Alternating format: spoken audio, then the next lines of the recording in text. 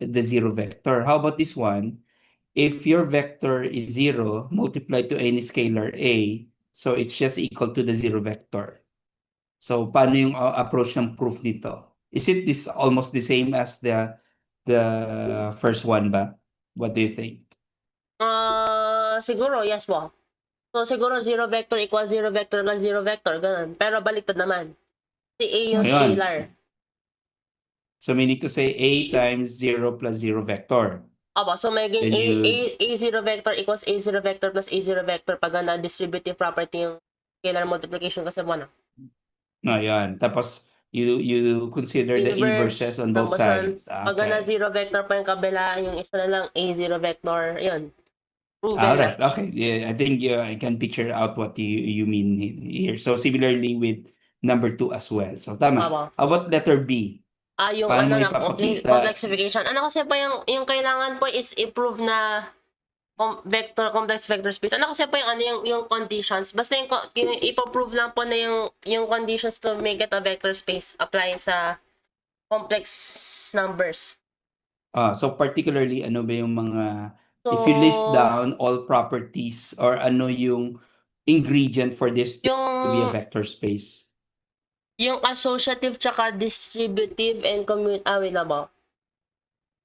Ano muna dapat? Abilan ba po siya? So, commutative ba? I think so. Parang inherited kasi another ano po na. So, kasi ano bang pwedeng gawin? A plus B I plus X plus Y I equals A plus X plus quantity plus Y I.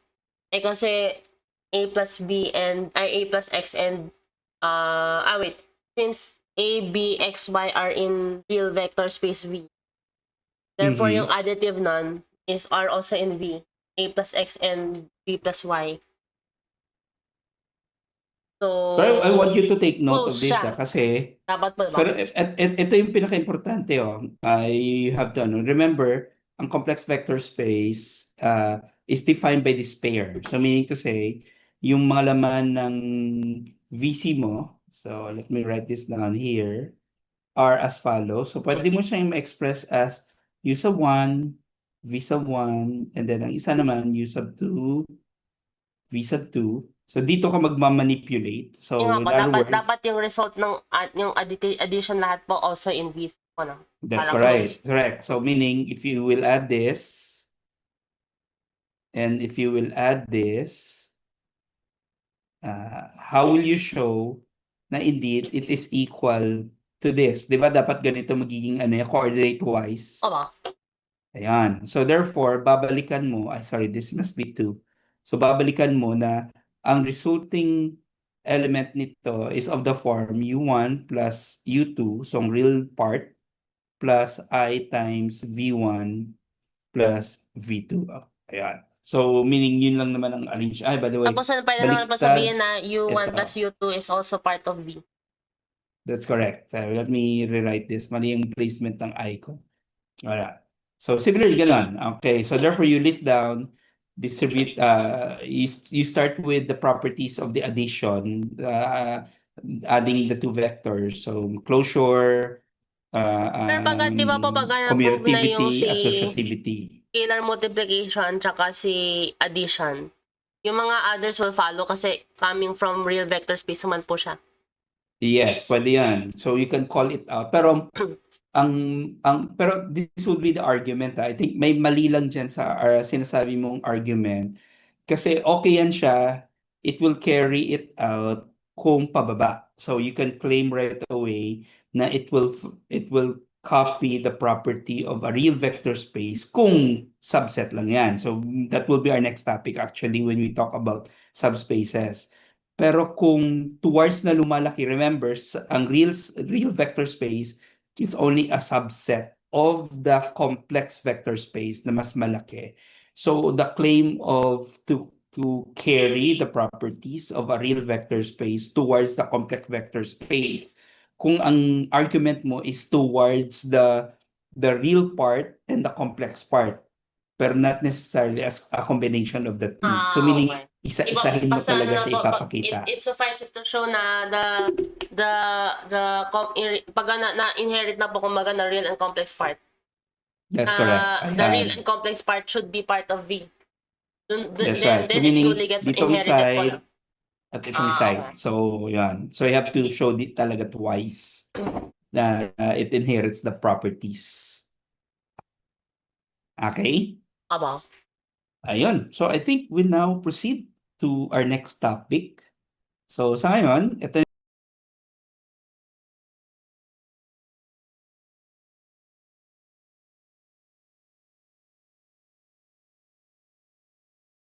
these are of course vector spaces na kung saan it is a subset of a vector space that inherits the property of its mother vector space. So subset pa rin siya pero na-inherit niya ang mga properties.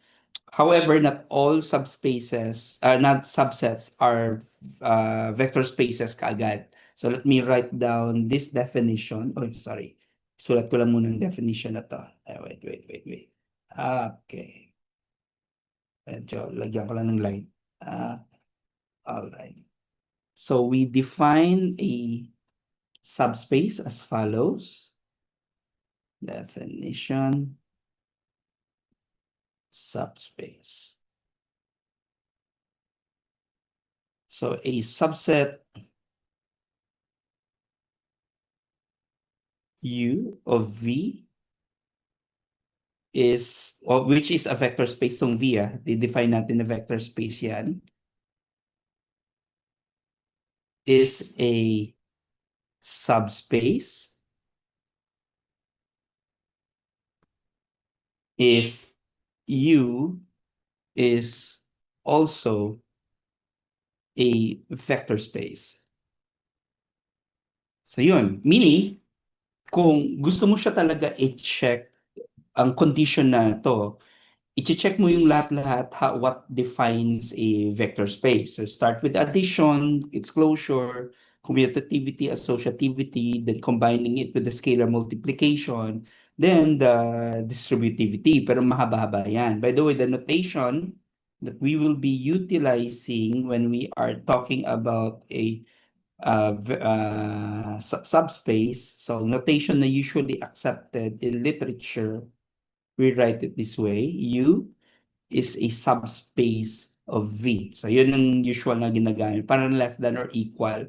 So ang equality dyan, we are talking about the improper subspace because of the improper subset. Kung gusto mo siya talaga proper vector space, so meaning to say there's no possibility for them to be equal.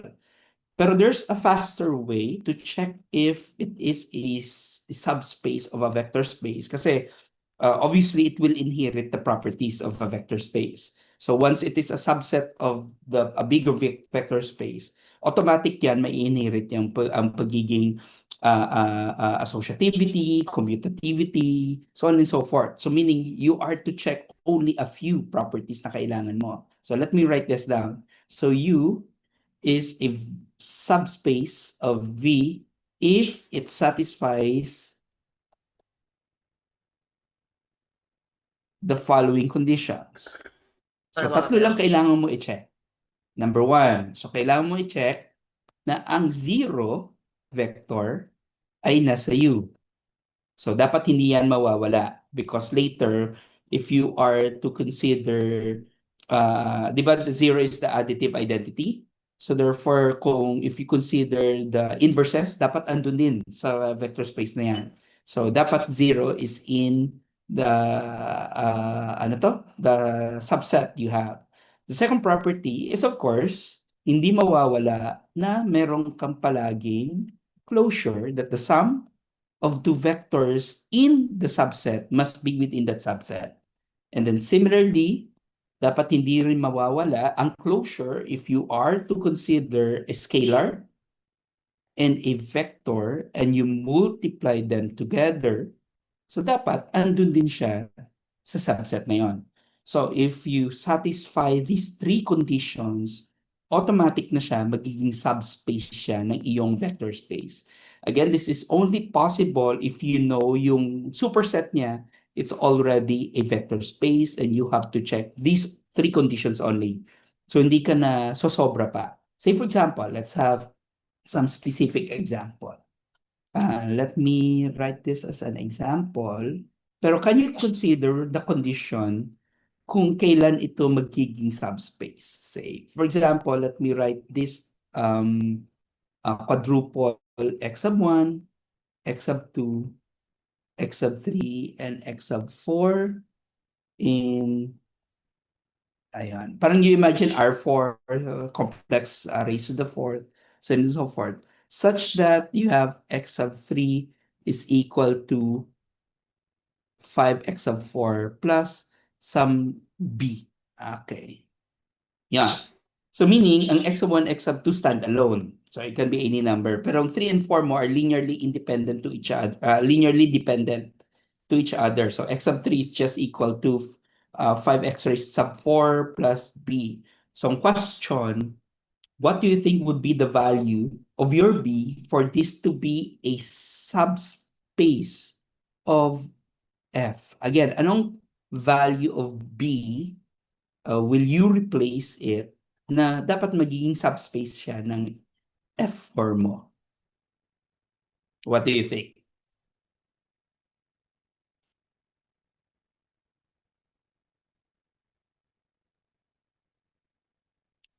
Tingnan mo lang yung mga properties. May clue ka na dyan actually.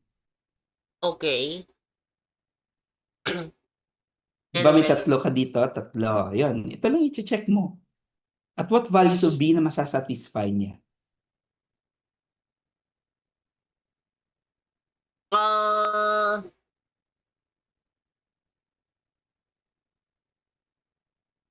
For all you.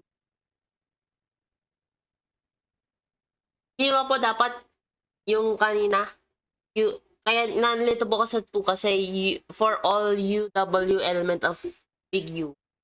U plus V, di ba po dapat U plus W? And again? Yun, nakalagay po for all U plus for you all UW in big U. Mm. U plus V is an element of Yeah, big sorry. U. Dapat Yeah, you're correct. one of them is That's something. let me erase this. So, ayan. That's W. Ay, sorry. No, yan. Dapat black. W. Ay, di, blue pala. Sorry, blue. Yan. Okay.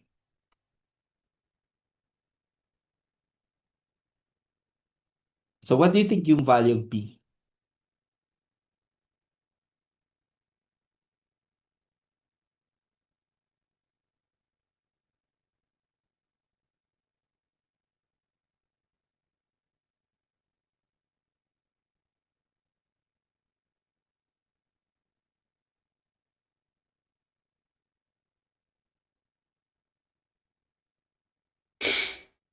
For example, for the first condition, kailan ang zero andun sa set na yan? Meaning to say, when can, let me name this as, say, pangalanan natin, ano ba maganda pangalan nito? Say, W, pangalan na natin W. So, kailan ang zero is an element of W? If what will be the value, or if and only if B is what value?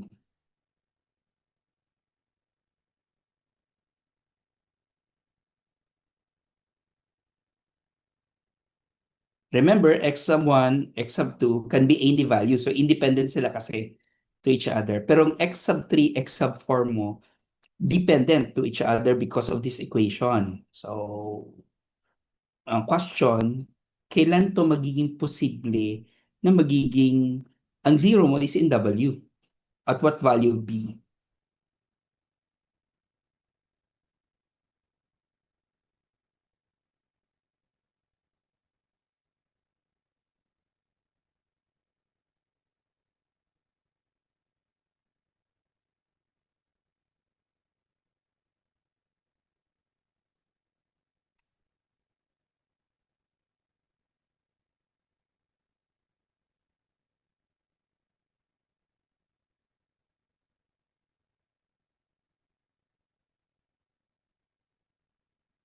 Hello, Joshua? Andiyan ka ba? Diba?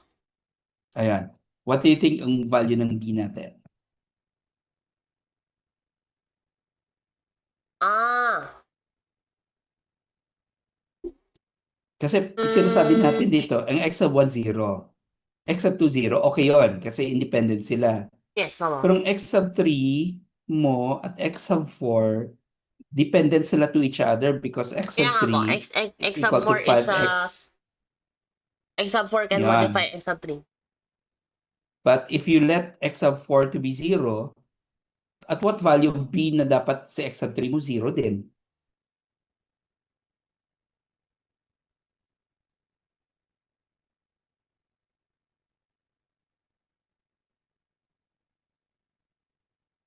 Kasi ito si x sub 1 ang 0. Meaning, posible talaga sa x sub 1, 0 because it's independent. Pwede, it can be any values. Sa x sub 2 mo rin, pwede din ito maging 0.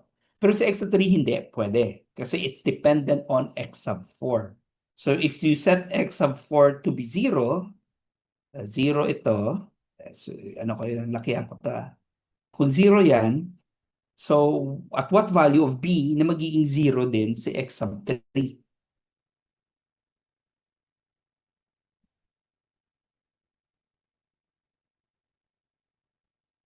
Ang kaya pwede, B, C, so bale si X3 is B. Dapat,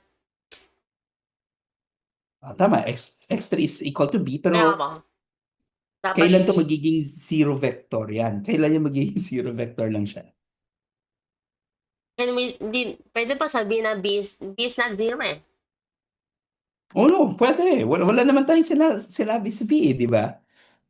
Kasi nasa mo, kala ko parang there must be a way na hindi. And then, pwede, it can be any number na pwede mong iset. So, therefore, sabi mo na dapat zero siya. Kasi kung hindi yan magiging zero, ang problem mo, wala kang, ang zero mo vector, it's not part of W. Medyo na-gets mo, Joshua? Tama. For the first property, how about kung second property tayo? Kasi yung second property natin, it's this. Say for example, say, second property, sulat ko dito.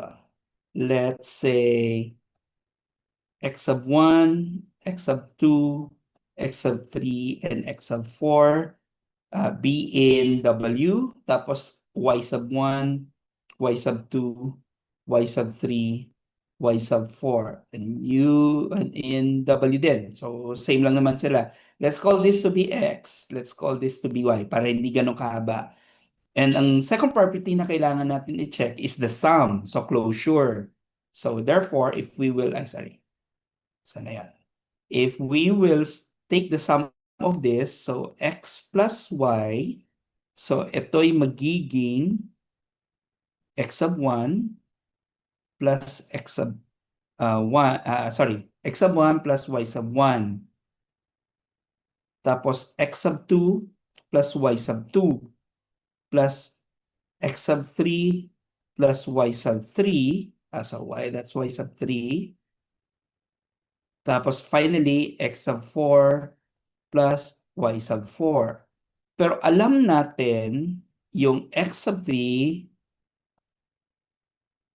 plus y sub 3, it's equal to, kasi ang x sub 3 mo, it's equal to this. So magiging 5x sub 4 plus b plus 5y sub 4 plus b. Ito'y magiging, if you group them together, magiging 5 times x sub 4 plus y sub 4 plus magiging 2b siya. So therefore, hindi to element ng W mo kung si B mo is existing. Except at what value of V na pwede at B na pwede ito.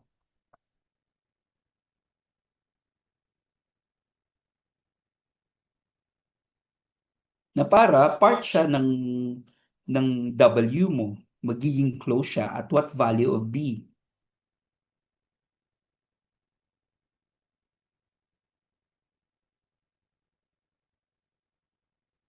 What do you think, Joshua?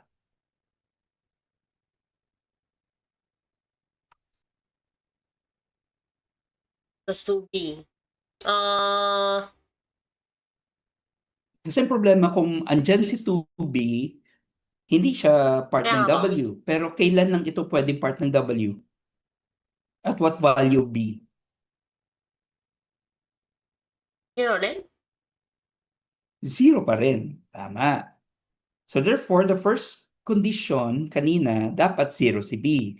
Sa second condition natin, dapat zero pa rin si B for this to be true yung first two. How about yung pangatlo? Tingnan natin. At what value of B na masasatisfy siya? So let's say A to be a scalar. Tapos pangalan natin si X will be in W. Pero remember, sa X natin dito, it's X of 1, X of 2, X of 3, and X of 4. So therefore, if we will multiply A times X, this is just AX sub 1, AX sub 2, AX sub 3, and AX sub 4. And we know, kasi we know F is already a vector space, so therefore elemento ng elemento ng bawat isa F yan, element ng F yan, element ng F to. Pero hindi tayo sure ito yung pangatlo. Di natin sure yan. Kasi we know AX sub 3 can be written as A times X sub 4 plus B, which is equal to AX sub 4 plus AB. So meaning, ang AB na yan, ang problema natin is that dapat of the same form hinahanap natin. So therefore, at what value of B na masasatisfy niya that AX is in W if and only if dapat ang form niya ma-maintain eh. At what value of B pa rin?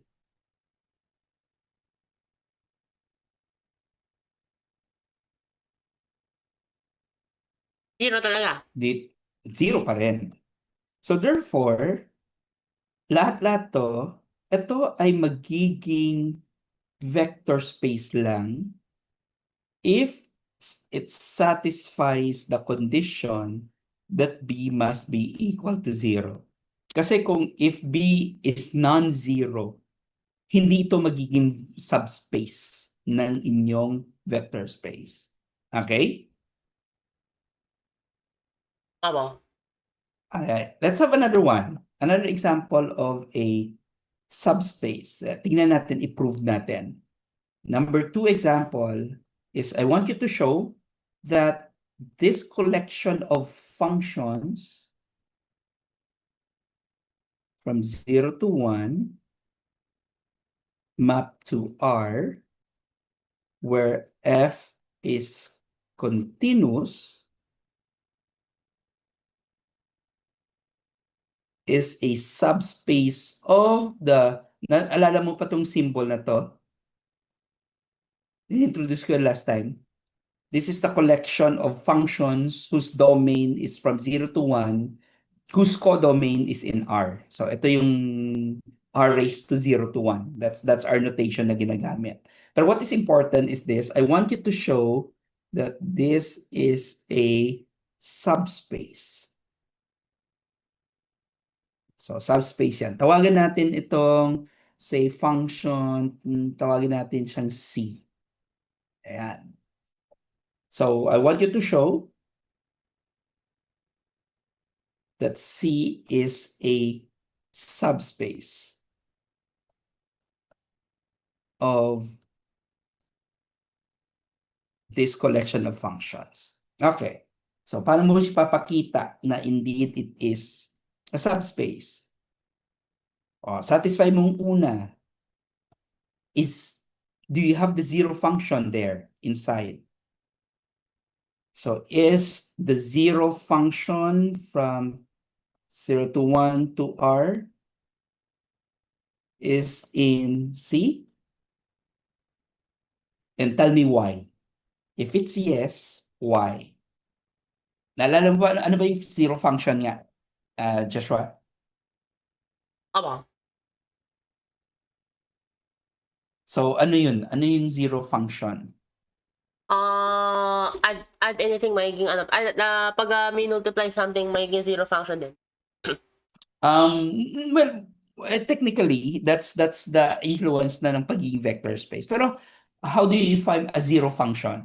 By the way, zero function is an example of a constant function. Kumbaga, every input turns into the output of also zero? Yes. So, meaning to say, any input, it will always be zero. So, anong itsura nyon in the Cartesian coordinate system? Anong magiging itsura nyon? If this is the Cartesian coordinate system, if you graphed it, anong itsura niya? This is from 0 to 1. This is This is 0. This is 1. So, anong itsura nun if you graph this? Ang zero function.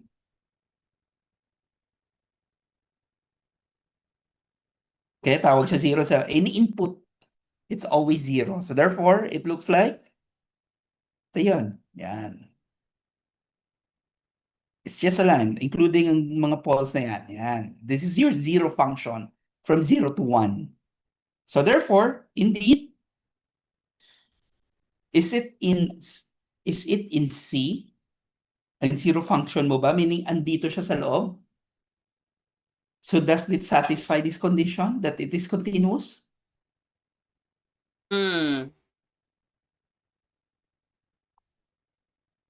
Ito lang naman tinatanong natin, no? Yan. Is this continuous? Is that provable? Baka. Ano bang definition ng continuous na function? Uninterrupted? Uninterrupted. Walang butas. Opo. Meron ba tong butas?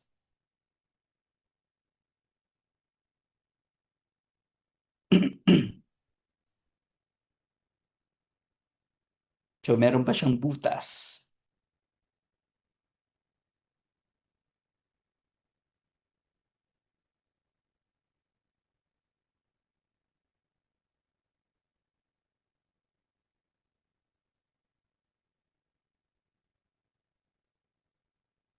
So, obviously, in this case, wala, di ba? Wala siyang Hindi ko alam po kung kabutas-butas. mapaprove po na may walang butas. I think wala. Pero baka meron. Wala, oo. Could it Ano be ba yung proven na itsura wala? niya? Yun lang, visually, makikita mo kaagad. Kasi zero function, meaning to say, for any values from 0 to 1, it will always be 0. So therefore, meron bang biglang magja-jump siya to a different value in 0 to 1? So since this is a zero vector, a zero function, again ang function natin dito, ang zero function mo for any function, for any values of x, it's just 0 for all x from 0 to 1. So yun lang naman yan eh. So wala na siyang ibang values, 0 lang siya palagi. So therefore, it is continuous. The answer is yes. So sure tayo niyan. Okay. How about number 2 condition na kailangan natin i-check. So if you take the sum of two elements, vectors. So kuha tayo. Let's say, sabihin natin, let F and G to be in C. So meaning to say, again, ang C natin, it's just this collection ng C natin. So let C be that. So therefore, this is F and G are continuous function on 0 to 1. So ang question is F plus G continuous. So yun lang naman ang kailangan mong ipapakita.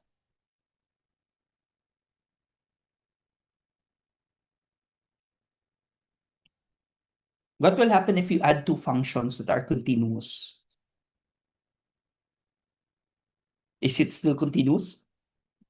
I think so. The Pero answer is, wait of lang po, hindi course. po, hindi po. Let's say may butas in between the functions. So pag na-add sila, hindi ba po may butas, magkakaroon ng butas? What do you mean? Can you help me visualize? Kumaga, Um, they're not meeting end to end. Pero remember, ang C mo is a function, our collection of functions from 0 to 1. So, collection sila ng mga functions from 0 to 1, meaning the same ang domain nila. Walang pagkakaiba. So, meaning, say for example, i-visualize natin. So, if you will have, say, Cartesian coordinate natin ta, ayan. Say, let's call ito Cartesian coordinate natin. Ayan. This is your 0. Ito na lang. This is your 0. Say, this is your 1. Sabihin natin, ang function f mo is ito. From this to this. Ayan. This is your f. Tapos, gawin natin yung, let me change color. Anong gandang color? Ito na, same red pala. So, isang function mo, say, from this to this. Yan. Gawin natin G. If you will add them together, kung i-add mo sila, is it still continuous? Addition to ng function na.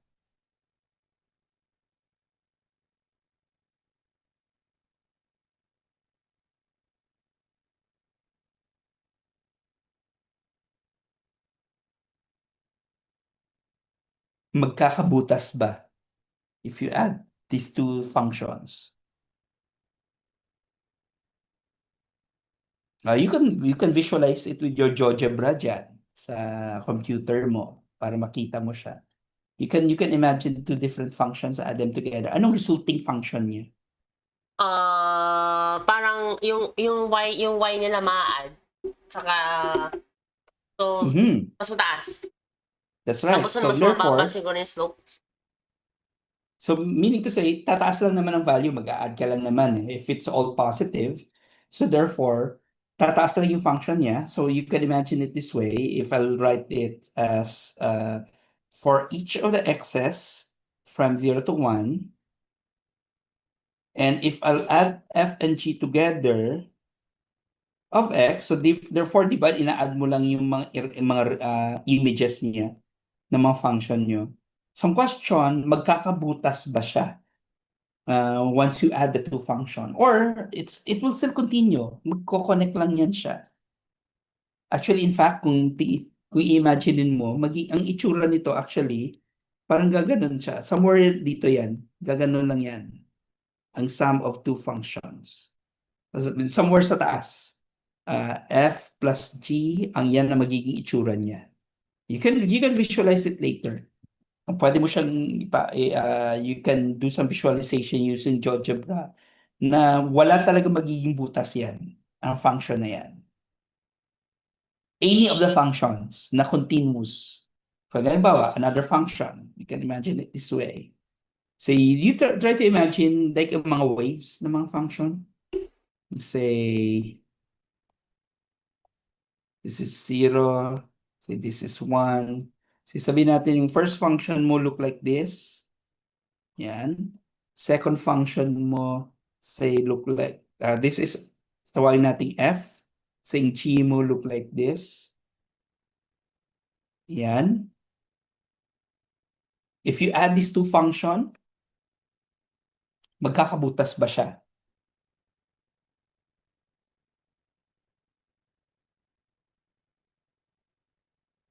Actually, there's, alam mo ba yung formal proof, formal definition ng isang continuous function? Na-discuss nyo ba yan sa calculus, Joshua? Kailan yung function is said to be continuous? Yes, aba. Paggawa ng butas. So, ano yung formal definition niya? Kung maalala Ayun mo na pa. mahirap. Ito, susulat ko ha. Kung naalala mo to, recall ko lang, recall. F is continuous at x equals A, if and only if, actually ginagamitan to ng epsilon delta definition for every for every epsilon greater than 0, there exists a delta greater than 0 such that if the absolute value of x minus a is less than delta, then f of x minus f of a is less than epsilon. So, yan ang formal talaga ng definition ng pagiging continuous function, or pwede mong isulat this way, there's a shorter version for this kasi ang epsilon delta definition kasi can be written as a limit. So if your limit as x approaches a, your f of x must be equal to f of a. So that's another way to say na isang function is said to be continuous at a point. So ito yung magiging basis mo ng magiging solution, ng definition of a continuous function. But ano to? Visually or geometrically, sometimes much better makikita mo just simply say a continuous function are functions na walang butas for any values in the domain that is defined. So, ito yung usual na definition na ginagamit sa calculus when you define what is a continuous function. So, kung gusto mo talagang siyang i-prove that the sum of two functions at a particular point is continuous, ipapakita mo na indeed this is also true. There's a longer method na ginagawa to. So it's already tested and proven na if you add two functions which are continuous, it will always be continuous at a particular point. Pero kung meron kang not only isang point, kundi an interval of points, so it is also true. So na iki-carry over niya lahat-lahat yan. So kaya it's rather than really writing it this in a theoretical level. So visualize ko na lang sa iyo anong ibig sabihin ng isang continuous function. Okay? I hope you get it, Joshua. Nakuha mo? Okay. Ang last na property na kailangan natin ipapakita is of course, if you let a scalar, dito ko sulat, a, which is, I think anong scalar natin, real number dito, and f is a continuous function. So, is the scalar a times f is also a continuous function? Ano ba yung nangyayari if you multiply a function with a scalar? So since AF evaluated at for any values of x ang x natin dito is from 0 to 1, this is just equal to a times f of x. So meaning, minimultiply mo lang ang scalar to the images of the function for each x. So if it's a, if it's greater than 1 ang a, di ba? Mangyayari lang yan, mag-expand. Pero kung if it's less than 1, magdi-decrease. If it's negative, the opposite side. So on and so forth. So yun lang naman magiging itsura. But it is still continuous. So ang function na yan, it is still continuous. So there's a longer method to show that it is continuous, but indeed continuous pa rin siya. Okay, so in other words, this collection of function is indeed subspace siya. Remember later, bakit ito yung mga example na pinapakita ko sa iyo? Kasi if you want to study some higher dimensional na mga vector spaces, yung mga naririnig mo na yung mga Lebesgue vector space, may Hilbert spaces. So these are examples of vector spaces pero may mga additional property siya. So yung mga applications in the future will come from this type of spaces. Kaya very useful na for now na maintindihan mo siya kasi when you are now to look at a combination of properties or say combination of solutions from a set of objects coming a vector space, it will always come from there at wala nang iba. So kaya nga later, if you will encounter say mga Fourier series, Fourier transform, lahat-lahat yan will come from what you call L2 spaces. So may mga different types of vector spaces coming encounter in the future. Pero for now, at least we still study the basic definitions of all of this. So now, so we were able to to consider continuous. How about differentiable naman na mga function? Meaning, pangalanan natin to D. D is the collection of functions, I think, from R to R tayo. Sorry. From R to R, such that F is differentiable.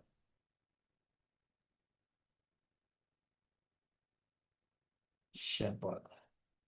Is this a vector space, a subspace of the collection of real valued functions or R raised to R?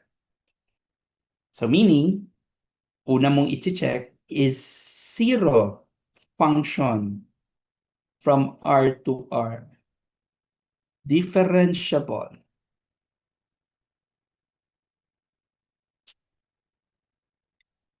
Ayun. Differentiable ba ang isang zero function? I don't know. Wait. Multiple output yung isang input. Meaning kung Ay, kukunin isang mong output naman derivative yung niya, lahat ng inputs. So, ano ba yung definition, Joshua, ng wait, pagiging alam ko. differentiable? Lahat ng x, y nila is 0. So, therefore, differentiable siya. Kasi, na siya, lahat ng horizontal line. Yun. So in other words, The x-axis, the derivative is 0.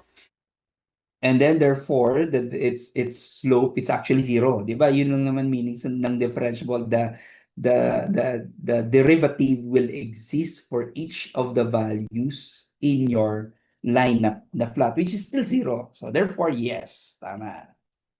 How about the second one? If your function f and g both are differentiable, what can you say f plus g? Is this differentiable? Meaning to say, kukunin mo yung derivative nila. Ano nga ang definition ng differentiable? If you take the derivative of these functions, then substitute the values, the derivatives must exist.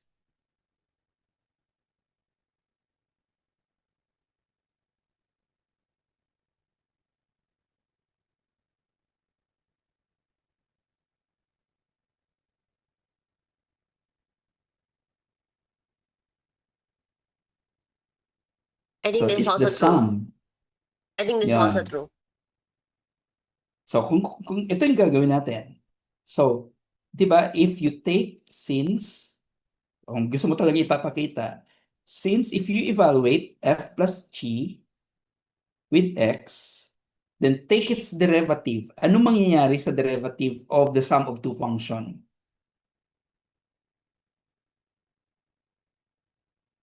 Paano ba kinukuha yung derivative ng pagsasum ng dalawang function? Anong derivative rules natin? Dapat, continuous. Tapos, hindi vertical. I mean, Tapos, ang question ko, Joshua, kukunin mong derivative ng pag-a-add mo ng dalawang function. How do you do that? How do you you just perform the add. derivative? You just add the derivatives. That's correct. So, kunin mong derivative ng una plus ng derivative ng pangalawa. Pero alam natin, f and d, f and g is in D, meaning differentiable yan. So, meaning, this will exist, ang derivative niya. This will also exist. So, if the sum of two of these existing derivatives, it must also exist for the sum of the two. So, yun lang naman ang ibig sabihin. So, therefore, the answer is yes. And then finally, yung pangatlo, if you have a scalar in R and f is a differentiable function, is a times f a differentiable function?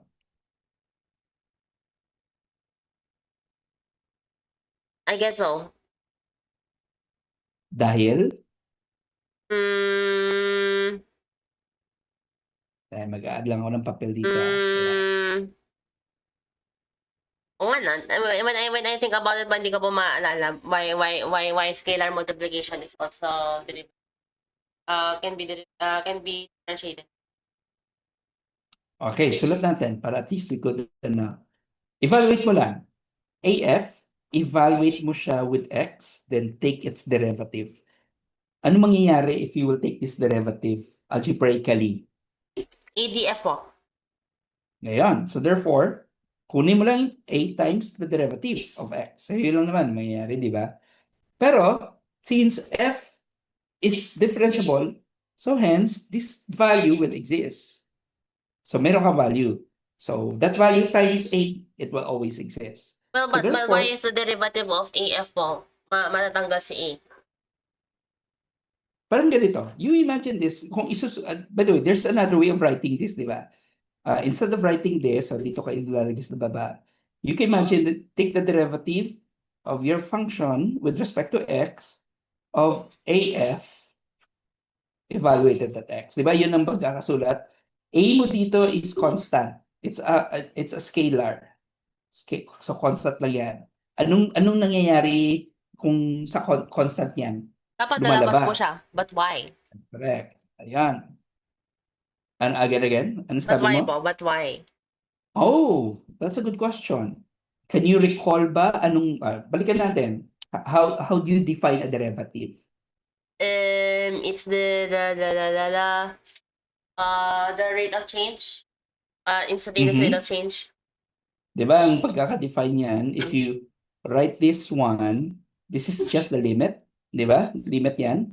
As x approaches a number, so sabihin natin number natin dito, kasi gumamit tayo ng A, I'll use B na lang. So, ang labas nito, you will have A of F of X minus A of F of B divided by X minus B. Yan ang definition mo, di ba, ng derivative? Kung ang formal definition. But this is just equal to the limit as X approaches B. Tapos napansin mong A, factorable.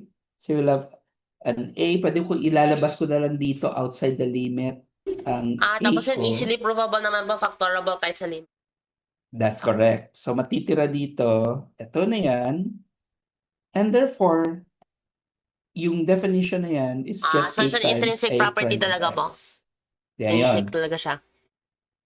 Kaya ang assumption dito, if you want to, kung nag-aaral ka nandito, somehow you have to go back to what you know about the derivative. Kung naalala mo yung basic mo na linear algebra na pinag-aralan, puro lang siya matrices, di ba? Parang wala siyang pake sa sa calculus. Ngayon yung pinag-aaralan mo na linear algebra, dapat alam mo rin ang calculus. Kaya you have to go back understanding your techniques in calculus to be able to understand linear algebra. Kaya sabi ko nga when we started this class, sabi ko the linear algebra that you will be studying, it's more advanced than the regular linear algebra. Kasi kung linear algebra na regular, puro tayo matrices pa rin. Wala pa rin pagbabago. Okay? So, yon. So, in other words, nasatisfy natin yung tatlong basic properties ng pagiging vector space. So therefore, in this case, we can say na D is indeed a subspace of your vector space. Ito yung vector space natin, R raised to R, vector space natin yan. So this D is a subspace of R raised to R. So, do you have any questions so far from these examples? Wala po. And there are two, meron kang dalawa na tinatawag natin trivial na mga subspaces. Trivial subspaces. Pero po mathematical definition yung trivial. There's something that would make a solution. Well, in this case sa atin, I'm talking about na trivial to because di ba another term ng trivial, obvious. Parang sasabi natin, ay, obvious na yan. So, Opo, is trivial there a na yan definition siya. to how obvious it can be? So, for example, I'll mention, what do you think ang pinaka-obvious na vector space ng subspace ng subspace ni V na magiging vector space siya. Merong Null? dalawa actually, the null. So anong laman nun? The nothing. You're nothing. Wala pa.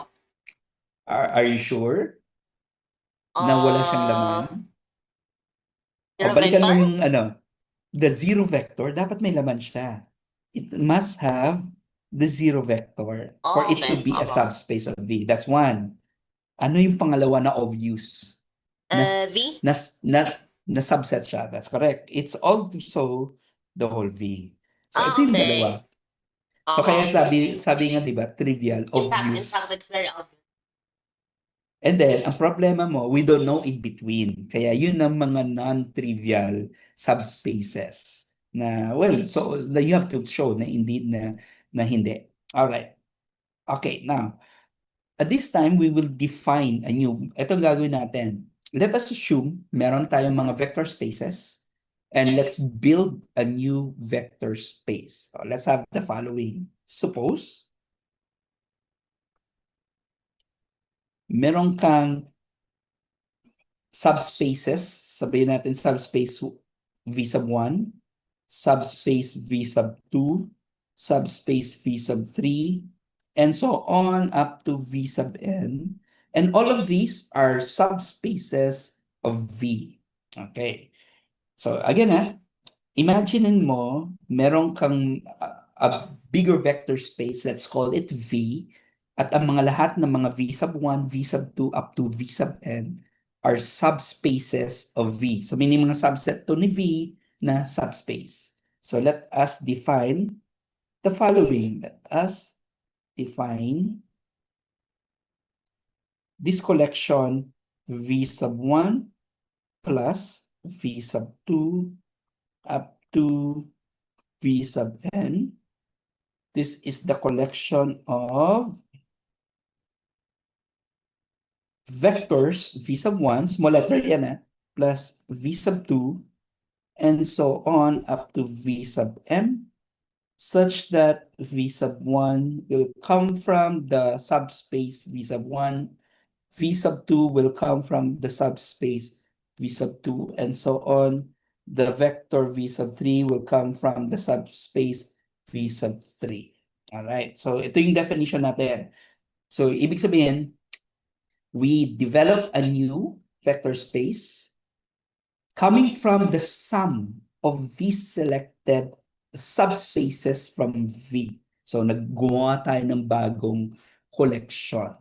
So, ang tanong ko, is this a vector space? Vector space ba siya?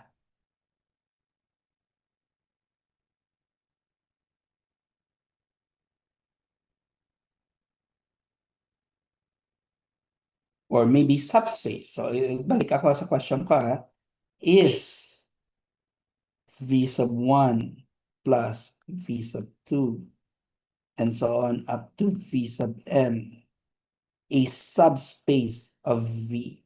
Yan. What do you think, Joshua? Dagdag lang ako ng papel. Yan. So, isatisfy mo yung tatlo. Kailangan mo lang naman ng tatlo.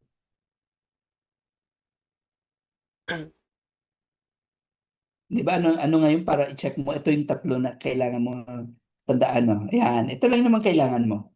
For you to say that U is a subspace of V, it must satisfy these three. So meaning, meron ka bang zero vector dyan? Anong itsura ng zero vector mo?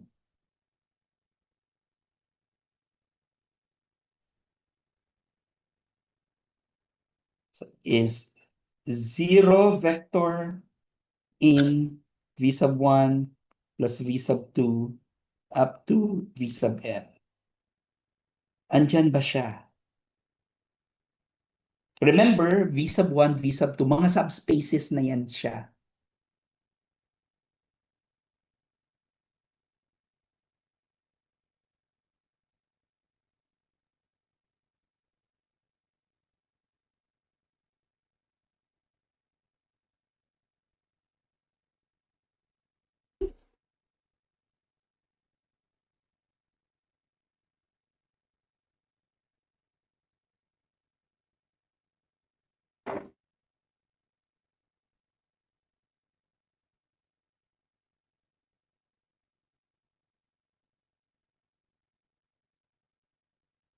I think so. Kasi dapat Because dapat pasok by the trivial nga. kulang pa. What do you think would be your argument? Ano pang may kulang pa? Oo nga pa, pero Ito, I'll hindi give ko nga you. po maisip na why exactly it's there. Pero I know it must be there. Obvious siya, Ito. pero Ito ang tanong ko. V sub 1 is a subspace. Meron ba siyang zero? all subspaces must have their own subspaces ba? Na zero mo. Di ba? All subspaces will always have a zero. Di ba? May zero yan. So meaning, ito ay may zero. Ito ay may zero. And so on. Ito ay may zero. So what is 0 plus 0 plus 0 plus 0 up to the last plus 0? Is this equal to what? Obviously, 0. So therefore, it must be within the sum of these vector space subspaces. Medyo na-gets? Nakuha mo? Yes, awa. So meaning, wala tayong problema that indeed the answer is yes. Andiyan ang zero. Okay. Next, ano nga ipoprove natin? Na indeed na yung pangalawang property, kuha ka ng dalawang elements. Sabihin natin, let's call V sub 1, V sub 2, up to V sub m is in the sum. So, sulit ko lang muna dito. And then similarly, tawagin natin W sub 1 plus W sub 2 plus W sub m is in V sub 1, V sub 2, up to V sub m. How will you show that the sum of these two, so sulat ko dito plus W sub 1 plus W sub 2 and so on up to W sub m. How will you show na indeed nasa sum ng mga subspaces ito? How? Anong gagawin mo? So ikaw ikaw i-add si V1, V2, until VM with themselves. Okay, so meaning, ito ang gagawin natin. You add V1, tapos with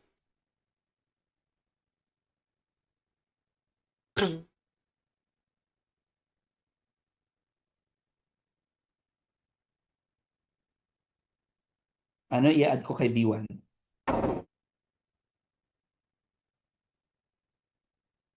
V1 plus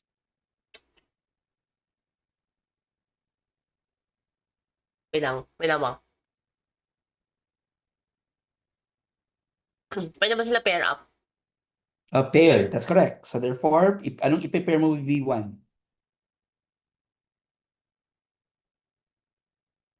Tama ang term mo, pair. Anong Yes, ipe-pair mo? V1 and W1. That's correct. Tapos, V2 with W2 and so on with WM plus WM. Bakit mo pinair sila?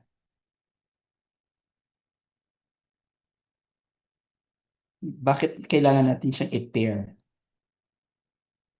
Malapit ka na, Joshua. Malapit na.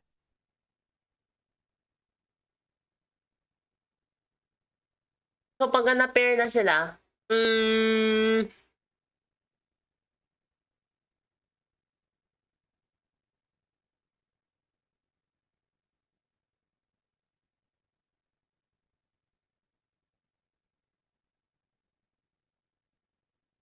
Saan ba to galing? Ayan. Element pa yan ng ano? Si V1 plus W1 comes from where? Saan siya galing? Ito, tingnan mo yon. Pagkako-construct natin. At tingnan mo yung definition natin ng ito, yon.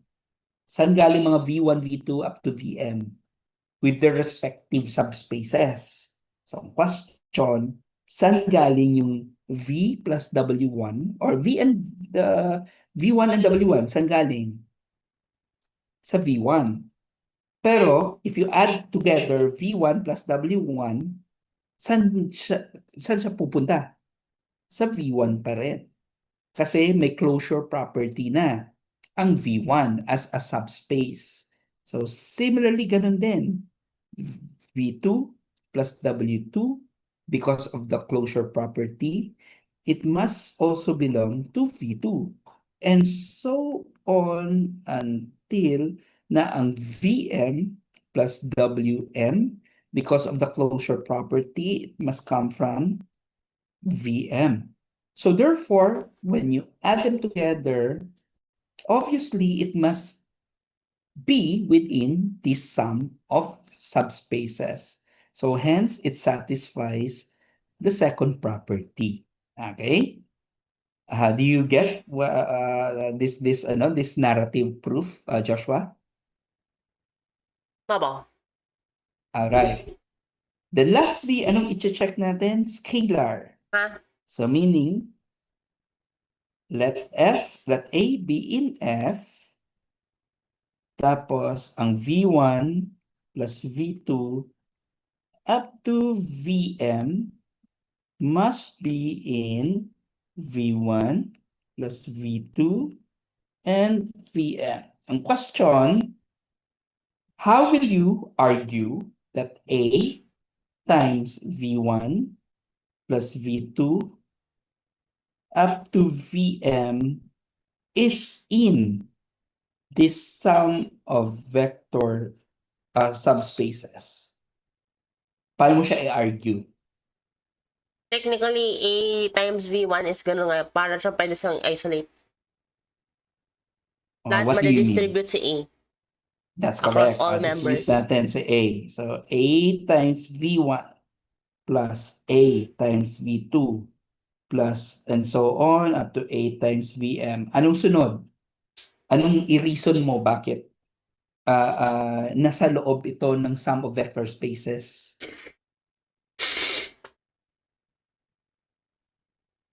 Kasi What pwede do nga you po think? pwede po sinasabihin na vector space each.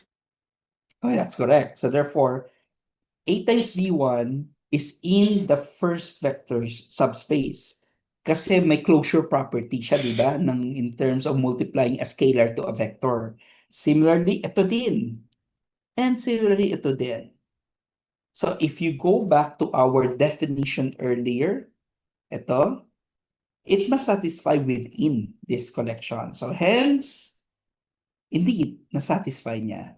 So therefore, all of these three satisfies na indeed we can say the answer is a big yes na subspace, ang sum of the subspaces ng inyong vector space. So we were able to prove this here. Okay? Do you have any questions or clarifications so far, Joshua? Wala na ba? Let's have an example. Mga examples. Okay, examples tayo. Say, let's have, halimbawa, examples tayo para at least you can visualize examples of these sum of vector spaces. So, for example, if you let U be equal to the collection X, and then ang dalawang coordinates, 0 lang yan in say R3 tayo, where X is in R. We know this is a subspace of R3. Similarly, let's define V to be the collection 0, Y, 0 in R3, and your Y is in R. And we know this is a subspace of R3. Can you tell me what is U plus V? Based on this? Anong laman nito? Collection of what?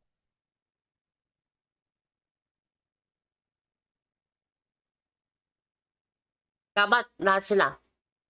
X, Y, 0. Ano bilang?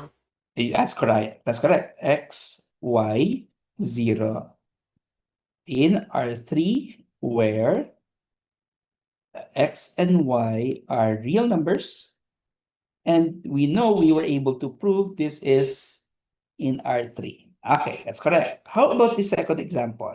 Dagdag ako ng additional paper. Excuse me. Okay, how about, dito na, number 2, example number 2 ako.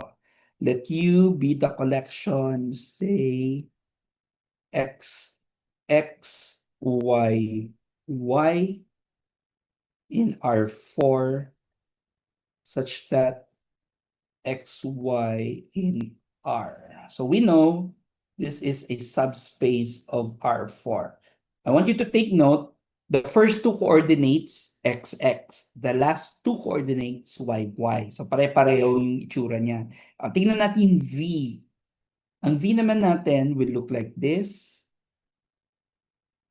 So, ang first three coordinates magkapareho, tapos ang last coordinate different.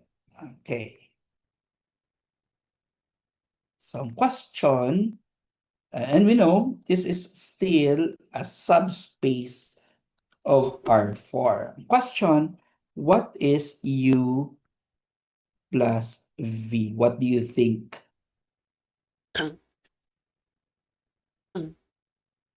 Yan. Ano ito yan? So, dapat is in R4 pa rin, di ba? Yan. Dapat in R4 yan. So, kumpletuhin lang natin mamaya. What do you think, Joshua?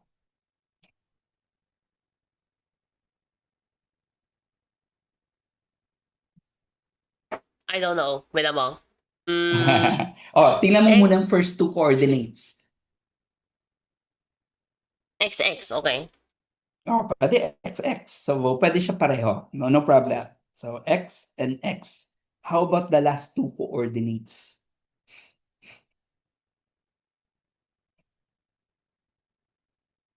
Oh no. What do you think? Kasi labas nito, ang magagawin mo, you will have X plus Y. Di ba? Ang isa. Yung isa naman, 2Y. Di ba? However, are these two the same? X plus Y and 2Y?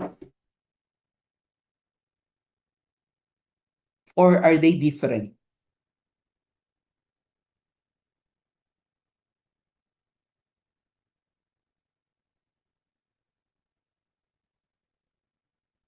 What do you think?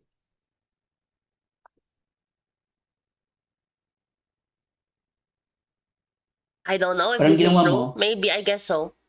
I-add lang the yung... answer, i-add mo siya. Pero ang question, will it result to the same number or magkaibang number to? And ito, magkaiba ba siya to get it with this or may relationship pa rin? Remember, notation lang to. Meaning to say, naglagay ako dito ng Y, not necessarily it's the same Y kasi two different sets yan eh. So you can have a different notation na pwedeng gawin. So pwede ko itong gawin as Y sub 1, pwede ko itong gawin na Y sub 2. Meaning, nagde-define lang naman tayo. Not necessarily of the same Y yan sila.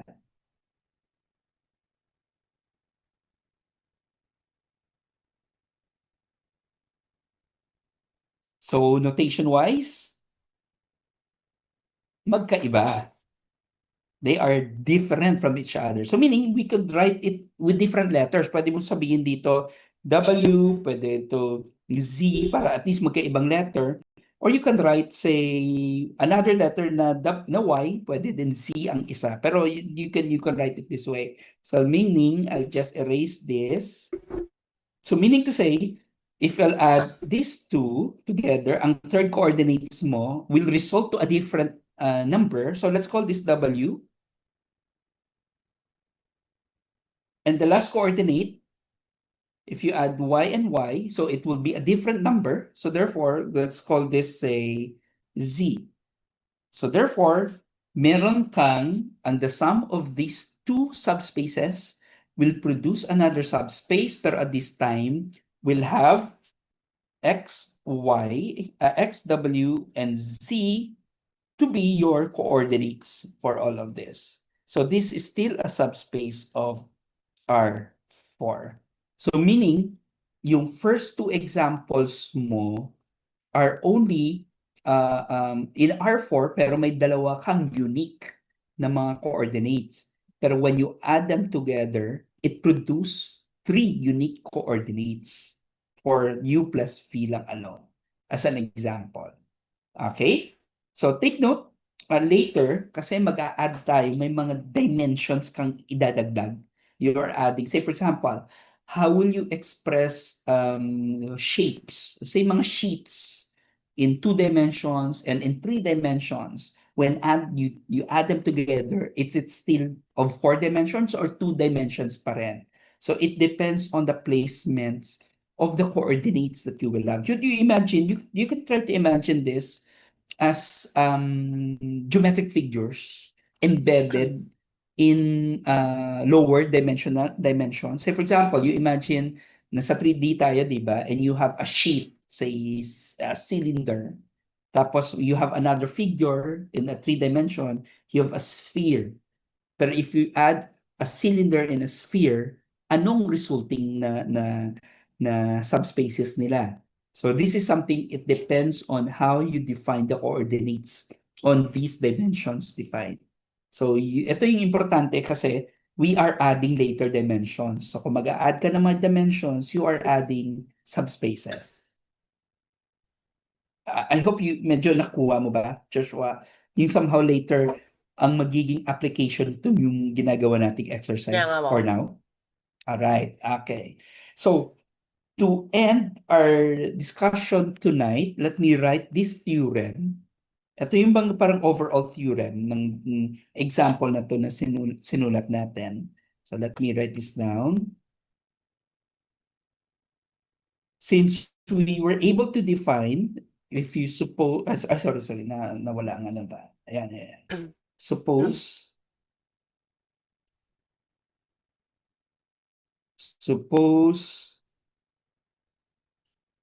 V sub 1, V sub 2, up to V sub m to be subspaces of a vector space V. So, lagay ko lang dito si V natin is a vector space. Then, that's period. Then, the sum V sub 1 plus V sub 2 up to V sub m is the smallest